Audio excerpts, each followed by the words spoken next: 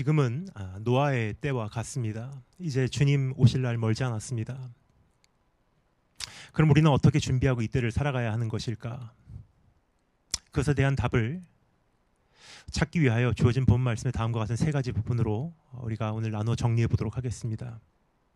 오늘의 현실, 그날의 상황, 우리의 자세. 오늘의 현실, 그날의 상황, 우리의 자세. 세 가지입니다. 첫 번째, 오늘의 현실에 대해서 마태복음 24장 37절부터 39절까지 한 번 더 읽겠습니다. 노아의 때와 같이 인자의 임함도 그러하리라. 홍수 전에 노아가 방주에 들어갔던 날까지 사람들이 먹고 마시고 장가들고 시집가고 있으면서 홍수가 나서 저희를 다 멸하기까지 깨닫지 못하였으니 인자의 임함도 이와 같으리라. 주님은 역사의 종말을 노아의 때에 비유하셨습니다. 노아의 때와 같이 인자의 임함도 그러하리라. 여러분, 우리는 현재 역사의 종말을 살아가고 있습니다. 점점 끝이 다가오고 있습니다. 자연 환경이 그 현실을 우리에게 경고해 주고 있습니다. 요동치는 세계 금융도 그 현실에 대하여 경적을 울리고 있는 것입니다. 다가오는 거대한 기근을 알리고 있는 것입니다. 탄식하며 신음하고 있는 지구는 각처에서 땅이 갈라지고 있고 여태까지 경험해보지 못한 폭염으로 타오르고 있으며 상상을 초월하는 태풍으로 인하여 큰 피해를 입고 있습니다. 지난주에 있었던 괌, 마와루라고 하는 태풍은 어땠는지 여러분 이미 소식을 접하여 다 들으셨을 것입니다. 사회는 나날로 사나워지고 악해지고 있고 많은 것이 기계화되어 가고 있으며 그 속에서 우리는 인간의 됨됨이를 서서히 상실해 가고 있어 우리는 짐승화돼 가고 있는 것을 여러분 느끼시고 계십니까? 이제는 AI가 모든 것을 대체하고 있어요. 심지어는 챗 GPT가 설교를 쓸 정도예요.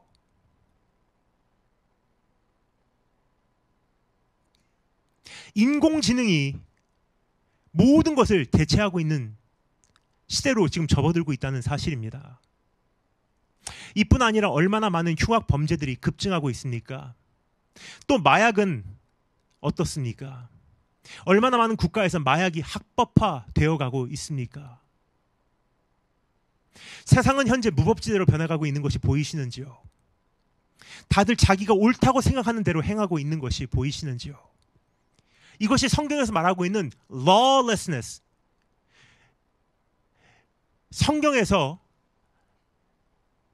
이런 무법지대의 시대가 온다고 이야기를 하고 있어요. 성경에서 우리말로는 불법이 흥한다고 했는데 불법이 흥한다는 것은 번역이 잘못됐어요. 법을 어기는 시대가 온다는 뜻이 아니에요. 어길 만한 법이 있어야지 법을 어기는 불법이 행하여지는 거지. 성경에서 말하는 것은 lawless예요. 법이 없어진다는 뜻이에요. 왜냐? 다 자기가 기준이기 때문에 법이 적용이 되지 않는다는 뜻이에요. 이미 우리가 살고 있는 시대가 그런 시대 아니겠습니까? 내가 기준이야, 내가. 개개인이 기준인 것입니다, 이제. 우리들의 자녀들은 현재 어떻습니까? 우리들의 자녀들은 이제 MZ 세대를 넘어 MZ 세대를 넘어 알파 세대라고 불리죠. 이들은 쉽게 말해 핸드폰 없는 세상을 도저히 상상할 수 없는 세대라고 이해하시면 되겠습니다. 이들은 이와 같이 기계와 일방적인 소통에 익숙해 사회성 발달에 부정적인 영향을 받은 세대라고 알려져 있습니다. 특히 코로나 3년으로 인하여 학교 생활이 제한되므로 더더욱 사회성 발달에 영향을 받았으리라 판단이 됩니다. 아마도 이 영향력의 결과는 이제부터 약 10년 후에 사회에서 나타나기 시작할 것으로 예상이 됩니다.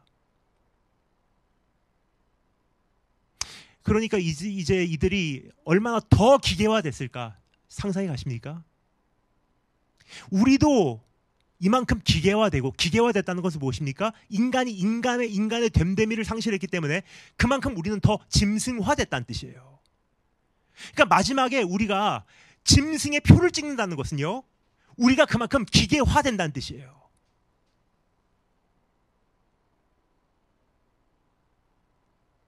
근데 우리 자녀들은요, 3년 동안 사회성을 잃어버렸다는 것은요, 그만큼 더 기계화됐고, 이 아이들은 이미 기초 자체가 핸드폰이 없는 세상을 상상을 못하는 아이들의 기반이에요. 왜냐? 기계하고 일방적인 소통이 이 세상이 이 아이들이 갖고 있는 이 세상의 구조예요. 이것뿐입니까? 1989년 몰타 선언 이후 30년도 채 가지 않고 온 세계가 또다시 냉전 분위기로 온통 휩싸이고 있지 않습니까? 러시아와 중국과 북한을 비롯하여 세계 지도자들은 핵무기 카드를 다시 언급하며 전쟁은 일촉즉발의 상황인 것을 우리가 너무나 잘 알고 있을 것입니다. 지난 3월부터 이미 러시아와 벨라루스는 계약을 해서 이제 그 벨라루스로 러시아가 핵탄두를 옮기고 있죠. 그러면 이제 리투아니아와 폴란드와 우크라이나 바로 밑에 네이토 바로 밑에 이제는 러시아는 핵무기를 배치하는 거예요. 그럼 거기까지 이제 유럽과 그 네이토의 그 병력이 분산이 된다는 것은요, 한반도에서 핵전쟁이 일어나도 그만큼 우리의 병력이 분산되고 우리를 도울 수 있는 힘이 여력이 딸린다는 뜻입니다. 그런데 우리는 여전히 불감증에 걸린 듯 어떠한 불안감도 위기의식도 심지어 우울함도 느끼지 못하고 여전히 먹고 마시고 장가들고 시집가고 있습니다. 주님은 이것에 대하여 지적하신 것입니다. 홍수 전에 노아가 방주에 들어가던 날까지 사람들이 먹고 마시고 장가들고 시집가고 있으면서 홍수가 나서 저희를 다 멸하기까지 깨닫지 못하였으니 인자의 임함도 이와 같으리라. 매우 엷은 얼음 위에 서 있는 우리입니다. 그 얼음은 이미 급속도로 녹아내려가고 있어요.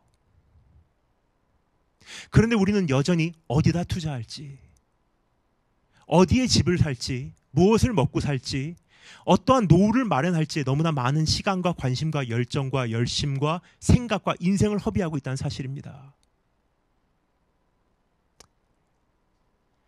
그러나 우리가 정신없이 세월을 허송하는 사이 주님의 날은 다가올 것입니다. 우리가 분주하게 인생을 살아가는 도중 심판은 갑자기 임하는 것입니다. 그래서 오늘 주님께서 우리에게 말씀하시는 초청과 경고의 음성의 귀를 그리고 마음을 여시기를 간곡히 부탁드립니다. 더 늦기 전에 우리의 삶을 구조조정하시기를 바랍니다. 내려놓을 것을 내려놓고, 정리할 것은 정리하고, 회개할 것은 회개하고, 청산할 것은 청산하고, 서운한 것은 갚으며, 감당할 사명은 이제 다시 한번 그것을 위해서 허리띠 동여매고 주님을 위해서 일어나는 것입니다. 아무리 돈이 많아도 이제 5년 후면요, 보셨듯이 그게 무슨 소용이 있을까 하는 생각을 하게 돼요.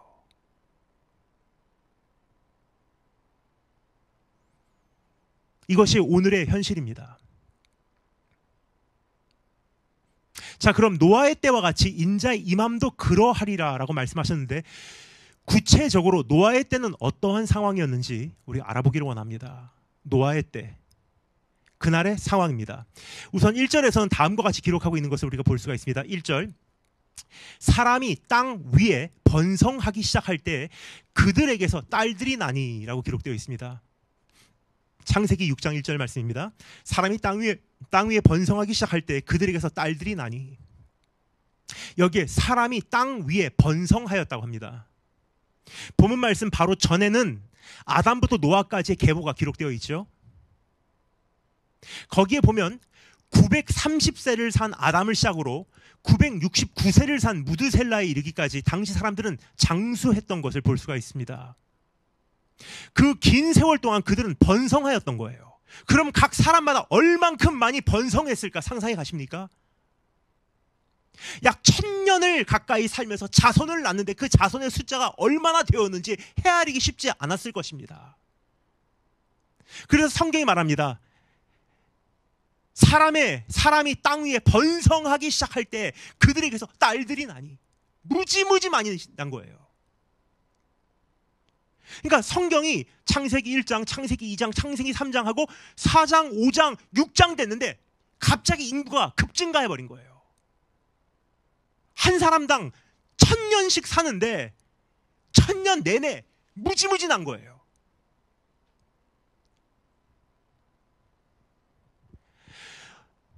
어찌 보면 그날의 상황이 오늘의 현실과 그리 다르지 않다고 생각합니다. 현재 지구상의 가장 큰 문제 중 한 가지는 무엇입니까? 대한민국 문제 말고, 대한민국 국가적 문제 말고 지구상의 문제. 무엇입니까? 인구 문제 아니겠습니까? 이것만 얼핏 보아도 우리는 노아의 때와 지금 우리가 살고 있는 이 시대에 문제가 흡사하다는 확신이 듭니다. 번식이 빠른 거예요, 지금. 자, 그런데 여기서 참 희한한 표현이 소개되어지고 있고요. 사람이 땅 위에 번성하기 시작할 때 그들에게서 딸들이 나니 그래요. 딸들이 나니. 성경은 가부장적 사회 배경에서 쓰여졌습니다. 그런데 왜 여기서는 저자는 딸들의 조명을 맞추고 있는 것일까? 원래는 사람이 땅 위에 번성하기 시작할 때 그들에게서 아들들이 나니라고 하여야 문화적으로 어울리는 표현입니다. 왜 딸들에게 스포트라이트를 맞췄는지 살펴보도록 하겠습니다. 2절에서 다음과 같이 이어서 기록하고 있습니다. 하나님의 아들들이 사람의 딸들의 아름다움을 보고 자기들의 좋아하는 모든 자로 아내를 삼는지라라고 기록되어 있어요. 여기서도 도저히 이해하기 어려운 표현이 소개되어지고 있습니다. 하나님의 아들들이라는 이 표현도 이해하기 어렵고요. 사람의 딸들은 도대체 무엇을 의미하는지, 이게 또 도대체 구분이 어떻게 되는지, 하나님의 아들들은 뭐고 사람의 딸들은 무엇을 의미하는지, 이게 도대체 이 구분이 어떻게 되는지도 이해가 안 가요. 이것에 대한 답을 드리기 위해서 다음과 같은 세 가지 부분으로 나누어서 정리해드리도록 하겠습니다. 세 가지 답의 가능성이 있어요. 이 세 가지 답을 제가 드리도록 하겠습니다. 첫 번째는 전통적인 답이에요. 보편적으로 잘 알려진 답. 두 번째는 이해하기 쉬운 답. 그리고 세 번째는 이해하기는 다소 어려울 수는 있어도 제가 생각하기에 옳다고 판단하는 답. 이 세 가지를 드리도록 하겠습니다. 그럼 첫 번째, 전통적인 답. 보편적으로 잘 알려진 답입니다. 하나님의 아들들, 사람의 딸들은 무엇인지 일반적으로 신학교에서 가르쳐주는 답이에요. 교회에서 일반적으로 이제 잘 흔히 알려져 있는 답입니다. 전통적으로 하나님의 아들들은 셋의 자손을 의미합니다. 그리고 사람의 딸들이란 가인으로부터 태어난 딸들을 의미합니다. 그렇죠? 가인이 아벨을 죽이고 떠났죠? 거기서 이제 그럼 아담하고 하와는 자녀가 없어요. 근데 하나님께서 또 선물을 주세요. 그 안에서 셋이 태어나요. 그래서 이건 하나님께서 주신 선물이기 때문에 가인은 떠나고 아벨은 죽고 하지만 셋이 태어났어요. 그러니까 이거는 하나님의 선물이기 때문에 하나님의 자녀. 그러니까 이것은 하나님의 자녀. 그러니까 셋은 하나님의 사람. 그리고 가인은 사람의 사람. 그래서 일반적으로 하나님의 아들이라 그러면요, 셋의 자녀라고 생각하고요. 사람의 딸이라고 하면 가인의 딸을 생각하는 거예요. 하나님의 아들들이 사람의 딸들과 결혼했다고 하는 것을 하나님께서 기쁘게 여기지 않으셨다고 하는 것은, 즉 신앙의 공동체가 그렇지 않은 아들들과 섞이는 것에 대하여 지적하는 말씀이라고 이해하는 것이 전통적인 이 말씀에 대한 이해요. 교리임을 말씀드리고 싶습니다. 자, 그런데 두 번째, 거기서 한 걸음 더 나가서 사람들이 이 말씀을 어떻게 지금까지 이해했냐, 좀 이해하기 쉽게 이렇게 또 이것을 이렇게 정리하시는 분들이 계세요. 이러한 전통적인 답 이외에도 조금 더 이해하기 쉬운 답이 존재합니다. 고대 시대에 일반적으로 신의 아들, 하나님의 아들, 신의 아들이라는 표현은 사회적, 권력자, 기득권층을 가리키는 표현이에요. 그리고 사람의 딸이라고 하면 서민의 여자아이로 이해하시면 되겠습니다. 이러한 관점에서 볼 때 사회적으로 권세를 가지고 있는 이들이 힘없는 서민의 사람들, 서민의 여자아이들을 자기가 원하는 대로 아내를 삼았다고 해석할 수 있는 거예요. 즉 폭력과 불의가 그 사회에 만연했던 것을 여기서 비추고자 했던 것입니다. 이 두 가지 지금 말씀드렸습니다. 충분히 가능성이 있는 해석이에요. 자, 그런데 이해하기는 다소 어려울 수는 있어도, 받아들이기는 다소 어려울 수 있어도 제가 생각하기에 가장 옳다고 판단하는 답을 드릴게요. 오늘 이 말씀을 준비하면서 가장 씨름했고 여러 가지 주석을 찾아본 결과 이게 맞다 생각하는 그 답을 드리도록 하겠습니다. 여기서 말하는 하나님의 아들들과 사람의 딸은 도대체 무엇을 의미하는가? 하나님의 아들들이라는 표현은 이 본문 말씀 이외에 구약 성경에서 딱 3번만 사용되고 있습니다. 딱 3번만 사용됩니다. 이 3번 모두 욥기에 기록되어 있으며 이 3번 모두 천사를 가리키는 표현이에요. 욥기 1장 6절, 하루는 하나님의 아들들이 와서 여호와 앞에 섰고 사단도 그들 가운데 왔는지라. 욥기 2장 1절, 또 하루는 하나님의 아들들이 와서 여호와 앞에 서고 사단도 그들 가운데 와서 여호와 앞에 서니. 욥기 38장 7절, 그때 새벽 별들이 함께 노래하며 하나님의 아들들이 다 기쁘게 소리하였었느니라. 그러니까 오늘 이 본문 말씀 이외에 구약 성경에서 하나님의 아들들이라는 표현은 딱 3번밖에 사용되지 않아요. 그러니까 이 하나님의 아들들이라는 표현은요, 천사들의 국한된 표현이에요. 더 나아가 셉투어진트, 약 주전 250년의 구약 성경을 헬라어로 번역해 놓은 성경, 즉 우리의 그 신앙의 선배들이 초대교회 때 히브리어 성경을 헬라어로 번역한 그 성경에는 하나님의 아들들이라는 표현이 없어요. 앙겔로스, 천사들이라고 번역을 해놨어요. 그러니까 우리의 그 교부들은요, 뭔가 알고 있었다는 거예요. 이게 천사들이라는 것을.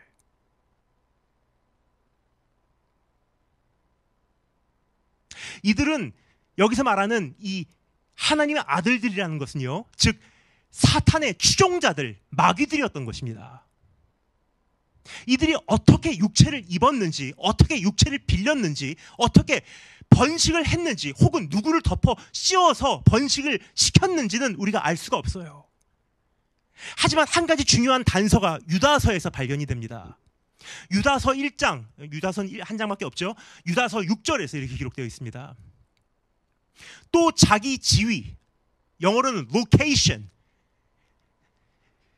또 자기 지위, 즉 위치, 자기 영역, 자기 범위, 자기 영적 바운더리를 지키지 아니하고 자기 처소를 떠난 천사들을 큰 날의 심판까지 영원히 결박으로 흑암에 가두셨으며 그래요. 즉 마귀들이 자기의 영적 바운더리를 넘어 육체를 넘보기 시작했다는 뜻이에요.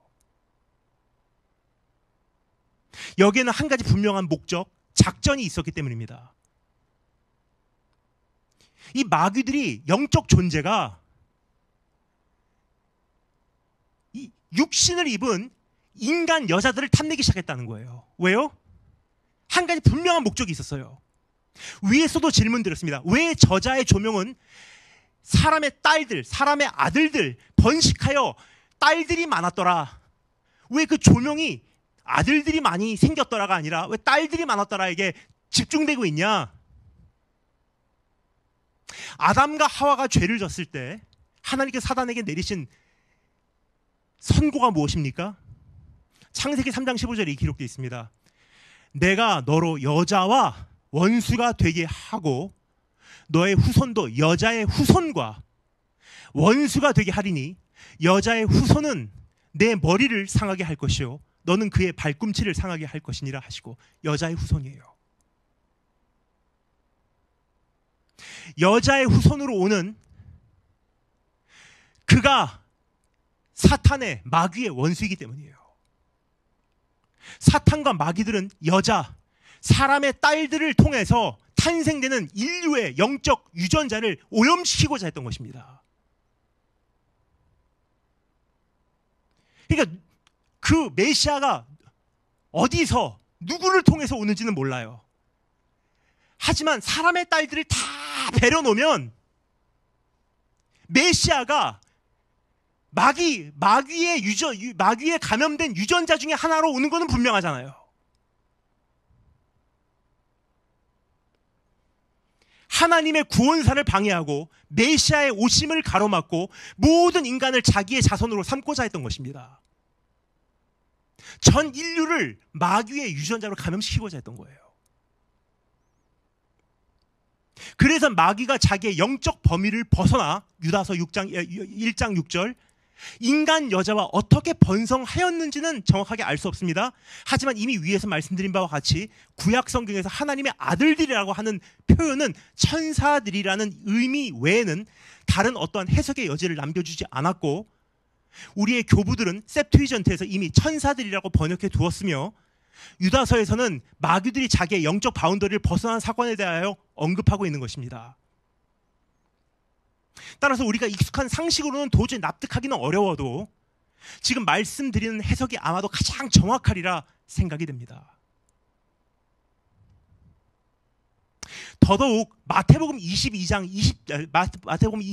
30절에서 우리 주님께서 다음과 같은 굉장히 의미심장한 말씀을 하신 것을 우리가 볼 수가 있습니다. 주님께서 뭐라고 말씀하시죠? 부활할 때에는 장가도 아니 가고 시집도 아니 가고 하늘에 있는 천사들과 같으니라 그래요. 그러니까 우리가 일반적으로 생각할 때 천국 가면 우리가 천사들과 같이 성이 없어져 그래요. 근데 우리가 그건 잘못 헛짚은 거예요. 주님은 천사들이 결혼을 하지 않는다 그랬지, 시집 가지 않고 장가 가지 않는다 그랬지, 천사들이 어떠한 성적 기능이 없다고 말씀하신 적이 한 번도 없어요. 다시 읽어드릴게요.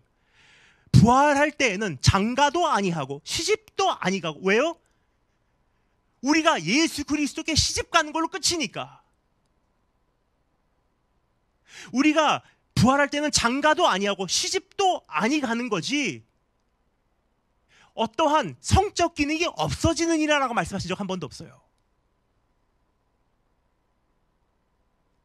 근데 우리는 천사들과 같이 되느니라. 그러면은 우리는 천사들과 같이 된다고 하는 것은 그 천사들은 결혼도 아니하는 거 보니까 그런 기능이 하나도 없구나. 따라서 그 노아의 때 그랬다는 것은 천사들이 그럴 리가 없어. 아니에요. 마귀들, 사람의 딸들에게 내려왔던 거예요. 마귀들이 인간 여자와 번식하였다는 것은 절대 불가능한 일이 아닐 수 있다고, 불가능한 일이 아니었다고 말할 수 없는 것입니다. 이와 같은 맥락에서 생각해 볼 때 바로 이어지는 홍수 사건이 드디어 이해가 돼요. 이와 같은 관점에서 바라볼 때, 이와 같은 맥락에서 우리가 이 사건을 바라볼 때 드디어 홍수 사건이 드디어 이해가 되는 거예요. 사람들이 아무리 악하다고 그래도 하나님의 홍수로 온 세상을 쓸어버린다는 것은 도저히 이해가 되지 않는 사건이에요.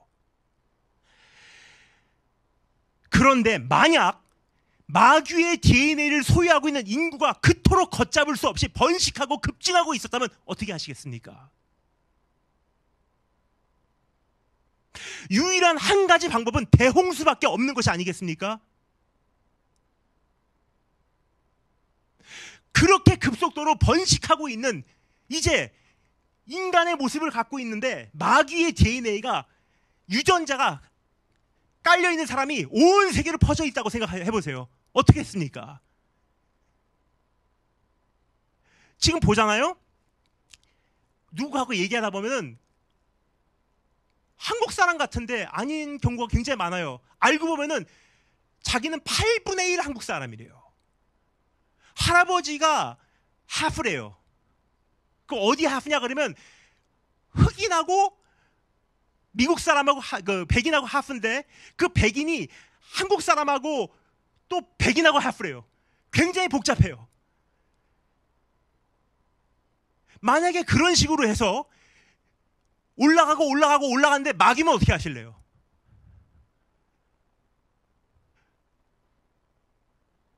그렇게 되면 굉장히 복잡해지는 거예요.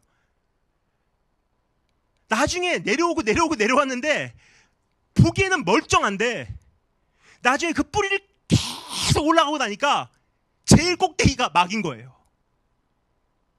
그럼 하나님께서 남은 이 옵션이 없는 거예요. 그럼 하나님께서 어떻게 하십니까? 한탄하시다가 결국은 홍수 보내시는 거예요. 유일한 방법은 대홍수밖에 없었던 것이 아니겠습니까? 이것이야말로 당연한 마지막 방법이 아니겠습니까?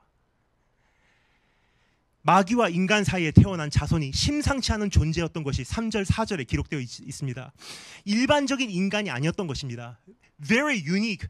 그러니까 마귀와 사람 사이에서 태어난 존재가요, 일반 인간이 아니었던 거예요. 우리말로는 네필림이라고 되어 있는데 영어로는 they were giants. 거인인 거예요, 거인.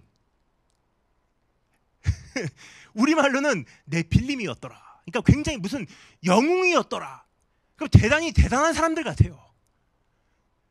근데 영어로는 they were giants. 거인들이었대요. 천사들이 내려와서 사람의 딸들과 번식을 해버렸는데 거기서 거인들이 태어나 버린 거예요. 3절 4절 여호와께서 가라사대 나의 신이 영원히 사람과 하지 아니하리니 이는 그들이 육체가 됨이라. 그러나 그들의 날은 120년이 되리라 하시니라. 당시의 땅에 네필림이 있었고 그 후에도 하나님의 아들들이 사람의 딸들을 취하여 자식을 낳았으니 그들이 용사라. 고대의 유명한 사람이었더라. 이 두 구절 안에 오해하기 쉬운 표현들이 참 많이 담겨져 있습니다.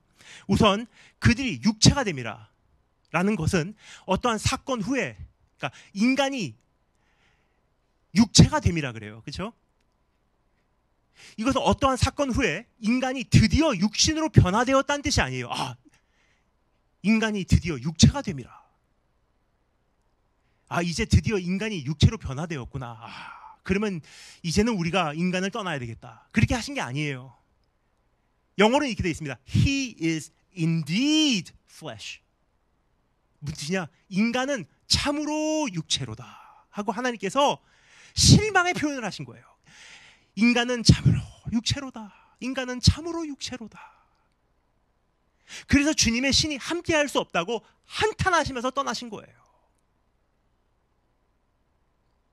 그리고 그 수명을 120년으로 단축시켰다고 생각하시는데, 오해하시는데, 이것은 개개인의 수명이 최대 120년으로 한정되었다는 뜻이 아니라 하나님께서 이때로부터 120년 후에 홍수를 통해 세상을 심판하시겠다는 선언을 하신 거예요. 그리고 당시 네필림이 있었다고 하죠. 여기서 당시 이제 거기에 네필림이 있었다고 해요. 이들이 바로 하나님의 아들들과 사람의 딸들 사이에서 태어난 비정상적인 자손들이에요. 네필림. 이들은 거인들이었습니다. 사단과 마귀를 통해 세상 권세와 부귀와 영화를 쥐게 되어 그들은 용사요, 고대의 유명한 사람들이었던 것입니다. 여러분, 그런 이야기들 많이 들으셨죠? 사탄과 마귀가 세상 권세와 부귀와 영화를 안겨주는 거예요.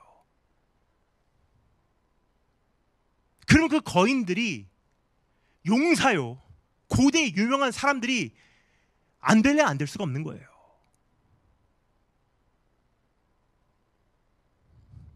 어찌 보면 오늘날도 그리 다르지 않다고 생각합니다. 사탄과 마귀는 오늘도 공중 권세를 잡고 있습니다. 그리고 삼킬 만한 세상 왕들과 지도자들을 찾아다니며 자기의 추종자, 자기의 수하인들을 만들어내고자 합니다.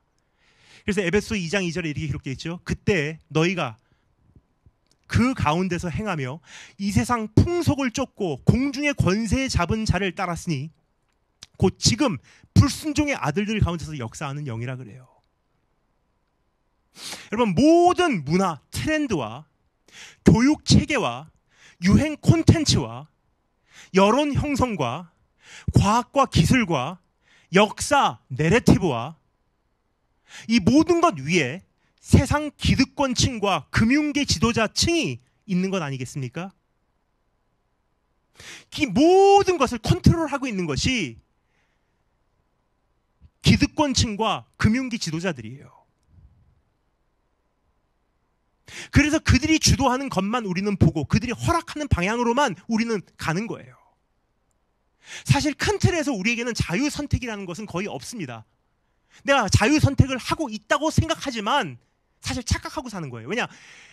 그들이 허락하는 것만 보기 때문에 TV에서 보이고 계속 그것만 노출시키기 때문에 내가 맞다고 생각하지만 세뇌교육 당하고 있는 거예요. 지금 버스를 타도 매일 광고를 아침에 노출시키기 때문에 그게 맞다고 생각하는 거예요. 여론 형성을 시키고요. 그 누가 주도합니까? 정치가들. 누가 합니까? 기득권자들. 누가 합니까? 지금 금융계에 있는 사람들. 그런데 그런 세계 기득권층과 금융계 지도자층에게 권세를 부여해 준 것이 누구라고요? 공중 권세를 잡고 있는 사탄 마귀래요. 그래서 이 세상 속에서 정신을 바짝 차리지 않으면 순식간에 이 세상 풍속을 쫓고 공중의 권세에 잡은 자를 따르게 되는 거라고 성경은 이야기하고 있는 거예요. 여러분, 노아의 때는 끝나지 않았습니다. 지금이 바로 노아의 때이기 때문이에요. 사탄과 마귀에게 권세를 부여받은 이들이 다스리는 사회는 어떠한 구조로 형성되는지 좀 상상해 가십니까? 지금 우리가 사는 이 시대도 그렇습니다. 이러한 사람들이, 이러한 사탄 마귀가 세상에 내려와서 자기가 원하는 사람에게 권세를 쥐어줘요.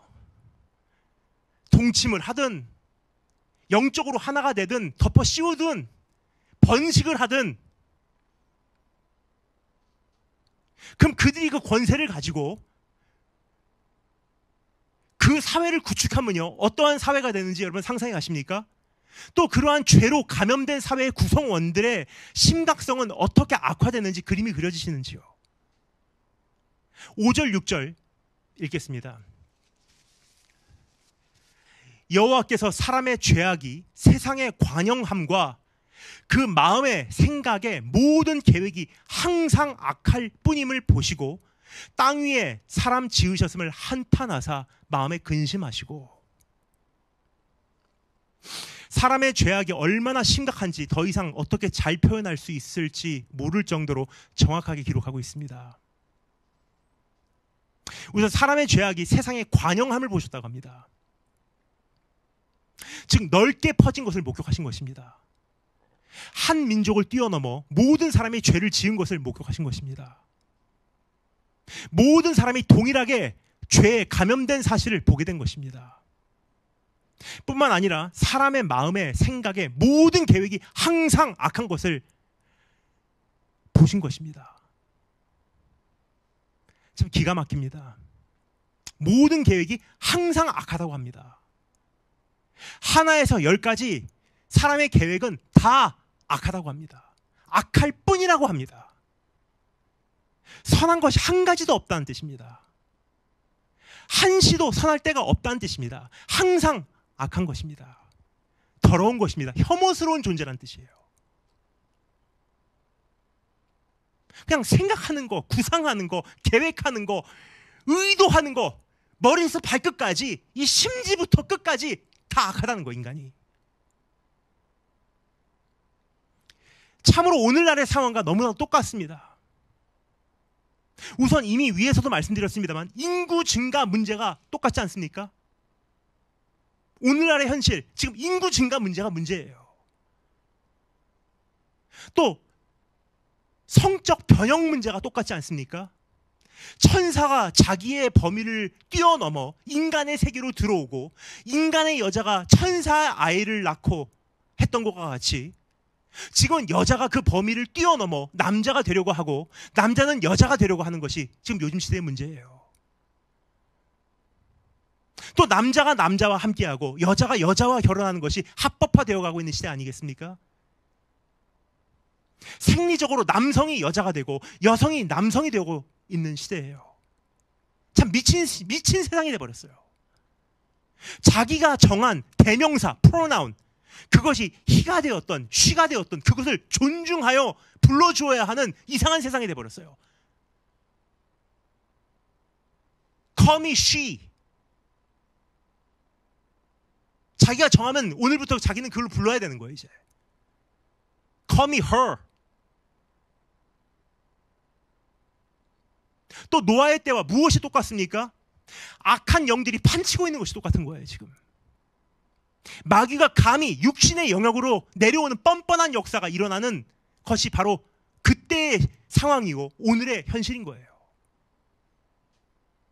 그런데 오늘 지금 어떤지 한번 생각해 볼까요? 마귀가 사람을 홀리고 있으며 수단과 방법을 가리지 않고 있는 미혹하는 영을 풀어 교회와 성도를 혼돈에 빠뜨리고 있지 않습니까?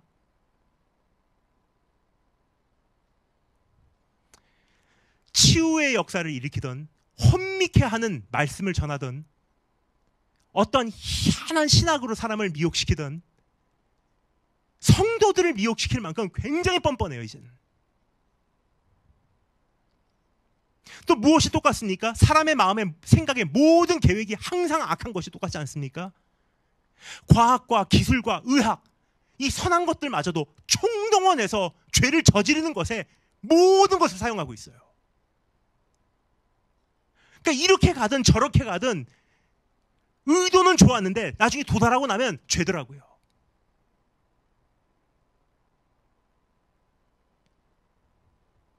사회의 법을 악용해서 범죄를 저지르고 있습니다.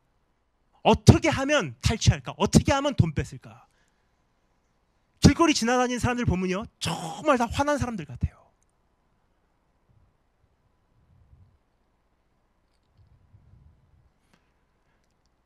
참 안타까운 것은요, 사람이 죽어가는데 일단 핸드폰 뽑아갖고 비디오 키더라고요.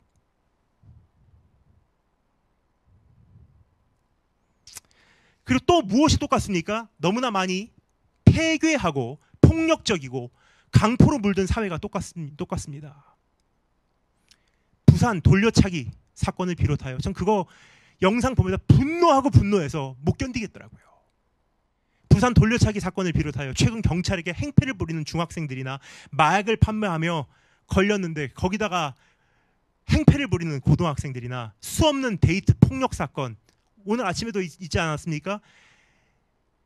자기하고 사귀었던 여자친구 자기 무슨 데이트 폭력이라고 신고했다고 출근하는 여자친구 자동차 앞에 숨어 있다가 흉기로 찔러 죽였어요. 살인, 폭행, 보복 등등 이루 다 말할 수 없는 만큼 지금 세상은 급속도로 병들어가고 있습니다. 여기까지 사회학, 심리학, 과학 등등이 예전보다 더 발달했다고 하는데, 더 많이 연구하고 더 많이 박사 논문 발표되었는데 왜 더 좋은 세상이 이루어진 것이 아니라 오히려 더 세상은 병들었을까요? 여기까지 기술이 발달되면 더 나아져야 되는 거 아니겠습니까?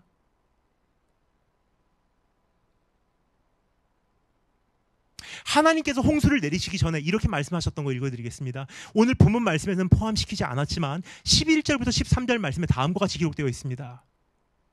때에 온 땅이 하나님 앞에 폐괴하여 강포가 땅에 충만한지라.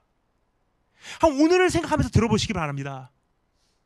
하나님이 보신즉 땅이 폐괴하였으니 이는 땅에서 모든 혈육 있는 자의 행위가 폐괴함이었더라. 하나님이 노아에게 이르시되 모든 혈육 있는 자의 강포가 땅에 가득함으로 그 끝날이 내 앞에 이르렀으니 내가 그날을 땅과 함께 멸하리라.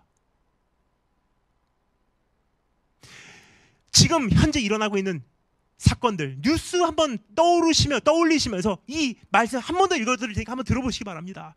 지금 수많은 뉴스와 SNS에 올라오는 이 사건들을 떠올리시면서 이 말씀 한번 더 들어주시면 감사하겠습니다.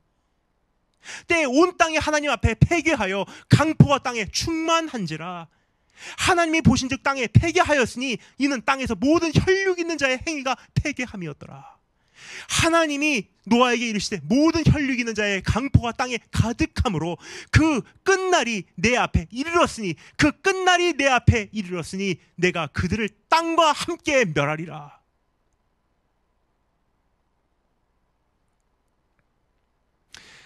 주님은 분명히 말씀하셨습니다. 노아의 때와 같이 인자의 임함도 그러하리라.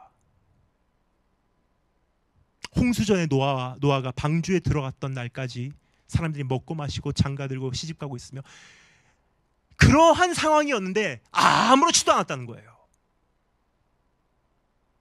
오늘 같은 사회 속에서 아무렇지 않게 시집가고 먹고 마시고 장가들고 폐기하고 폭력이 저질러지고 살인사건이 일어나고 그렇게 사람들이 범죄가 저질러지고 있는데 아무렇지도 않게 투자하고 땅 사고 시집가고 장가가고 천년만년 살 것 같이 여기서 이렇게 하다가 홍수 임한 거예요.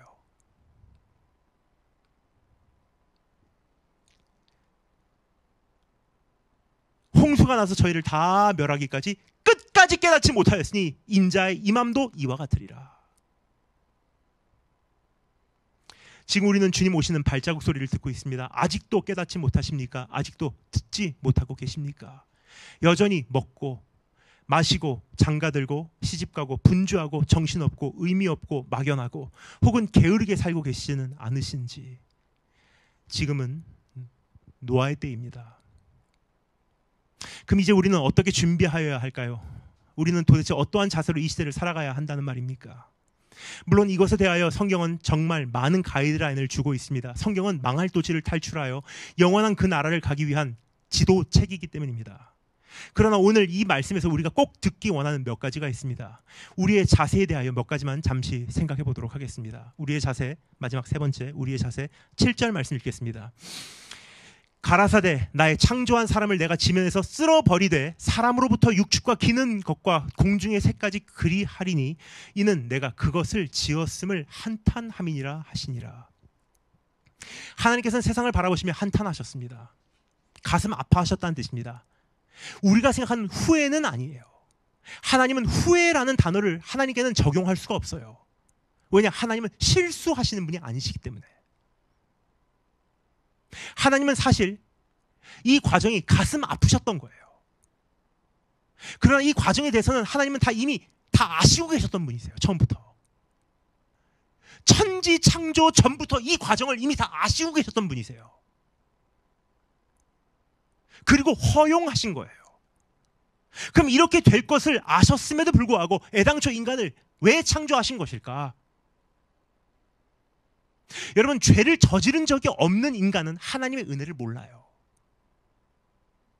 그러나 비록 죄를 저지르기는 했지만, 그리고 그 구속의 과정이 매우 길고 험난하고 특히 하나님께서 직접 치르셔야 했던 대가는 이루 말할 수 없이 크셨지만,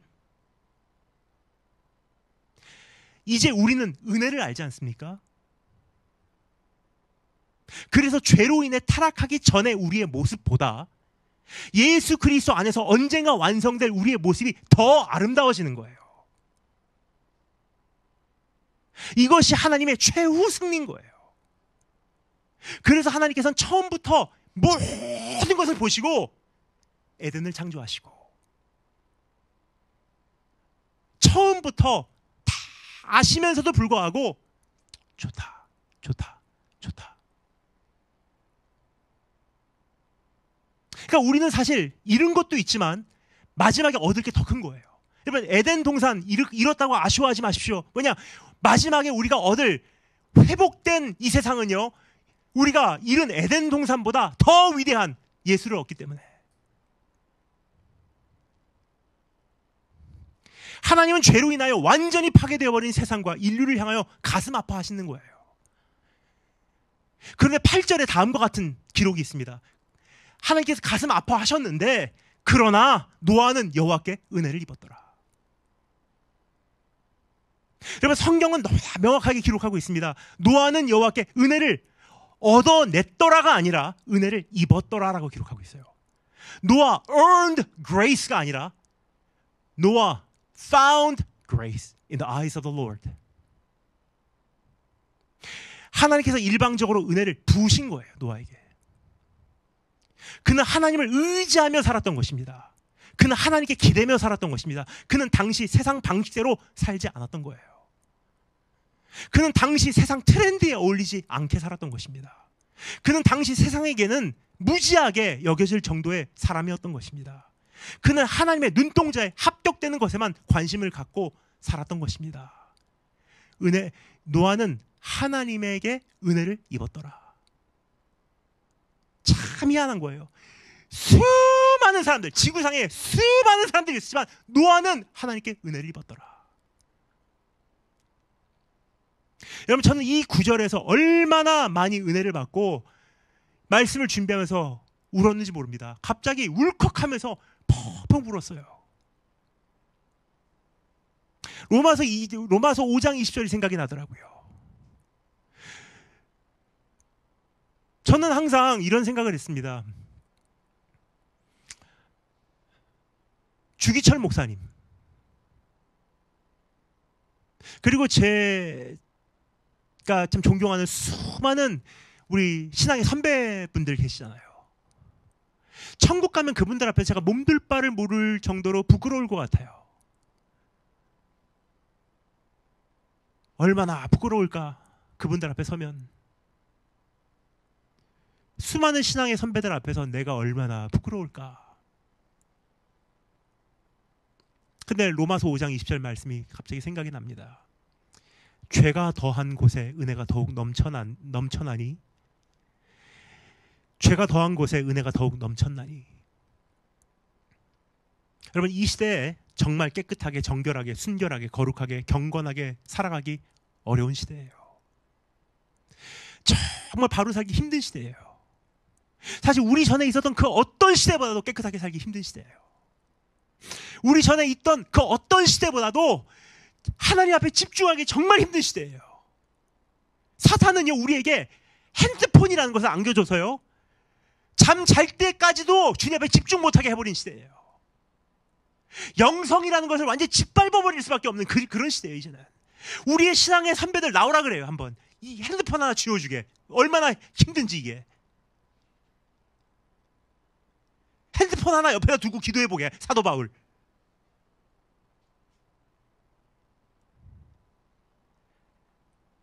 그러나 죄가 많은 곳에 은혜가 많다고 하지 않습니까? 이런 시대일수록 우리를 긍휼히 여기시는 하나님의 은혜도 더욱 크다는 뜻이에요. 알아. 이런 시대 더 힘들다는 거 알아. 이런 악한 시대일수록 우리를 응원하시는 하나님의 은혜도 더더욱 크다는 사실을 기억하고 그 은혜를 의지하는 것이 우리가 갖춰야 하는 자세인 것입니다. 이렇게 죄악이 세상에 관영하는 시대일수록 우리를 도우시는 하나님의 은혜도 더더욱 크시다는 사실을 마음에 새기고 그 은혜에 기대어 사는 것이 우리가 여호와께 은혜를 입는 것입니다. 그래서 오늘 본문 말씀 바로 이어지는 다음 구절에서 노아에 대하여 하나님께서 다음과 같이 소개하고 있지 않습니까? 9절 말씀에 제가 읽어드릴게요. 노아는 의인이요 당세의 완전한 자라. 그가 하나님과 동행하였으며 그래요. 그러니까 노아가 하나님께 은혜를 입은 자라. 그 다음에 소개되는 내용이 뭐냐? 노아는 의인이요 당세의 완전한 자라. 그가 하나님과 동행하였으며 그래요.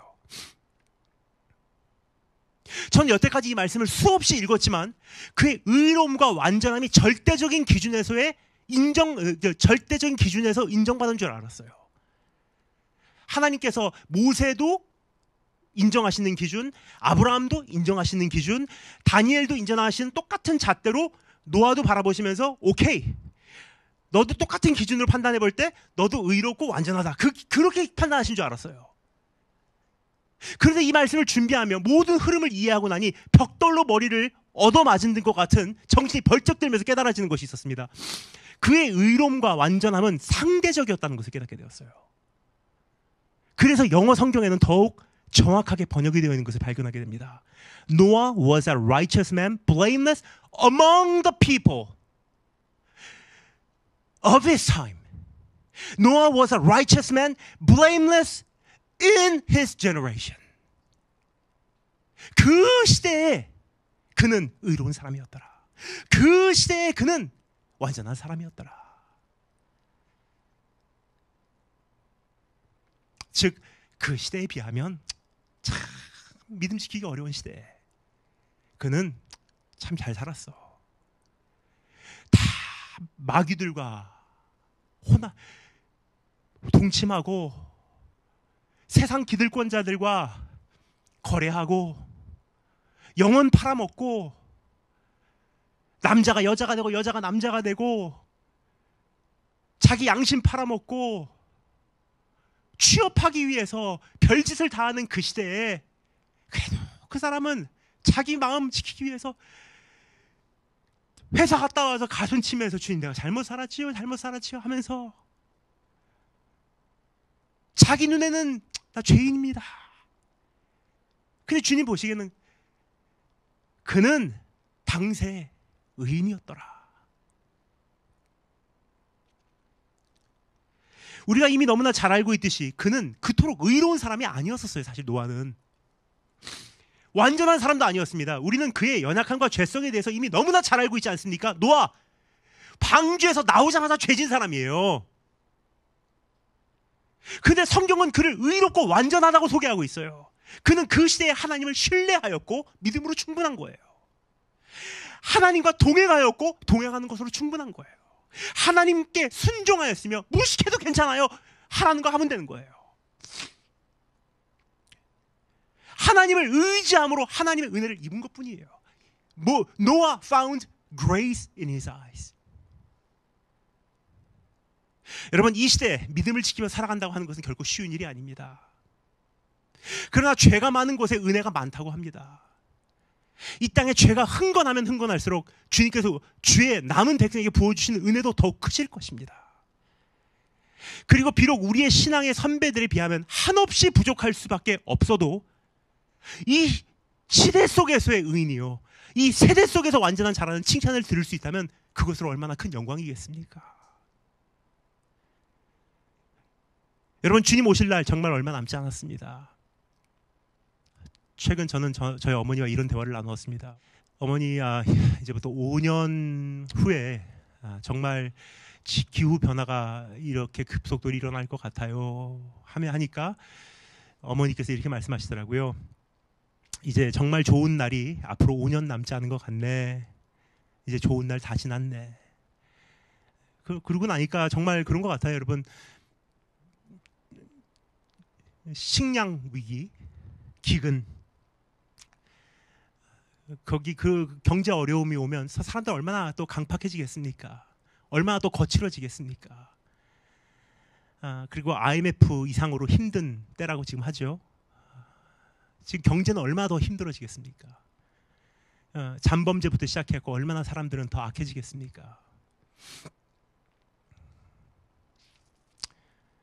저는 지금까지 저희 어머니 아버지께서 이 세상을 떠나는 것이 참 제 인생의 가장 큰 두려움이었습니다. 한평생 가장 큰 두려움이 있다면 제 부모님이 이 세상을 떠나는 거예요. 근데 최근 저는 그것이 좀 덜 두렵습니다. 왜냐하면 떠나시면 제가 가벼울 것 같아요.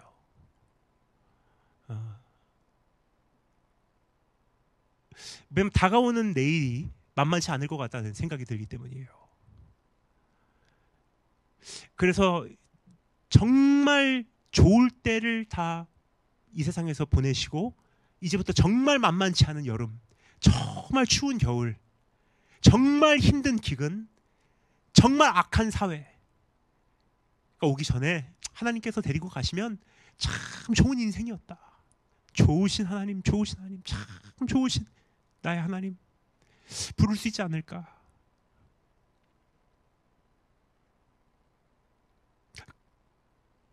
그리고 제가 어머니께 말씀드렸어요. 그러면 너무 감사하다고. 왜냐? 제 여동생 아이가 없거든요. 저는 결혼도 안 했어요. 그래서 제가 어머니께 말씀드렸어요. 그러면 저 어떻게 하냐? 그때는 너무 행복하다고. 왜냐? 그때는 경제 위기 올라오면 와라. 저는 다시 선교사의 모습으로 돌아가서 가방 하나 짊어지고 벨트 동여매고, 참 미안해요. 무서울 게 없어요. 저는 그때는 오늘은 이곳 내일은 저곳, 선교사로서 굶어 죽을 때까지 복음 전하다 가면 그 끝이에요. 그때부터는 눈 하나 깜빡할 만큼 무서운 게 없더라고. 그때부터는 왜냐? 책임져야 될 사람도 없고 잃을 것이 없어요. 그때부터는 딱 부모님 데리고 가시는 그날까지가 제가 잃을 게 있는 거예요.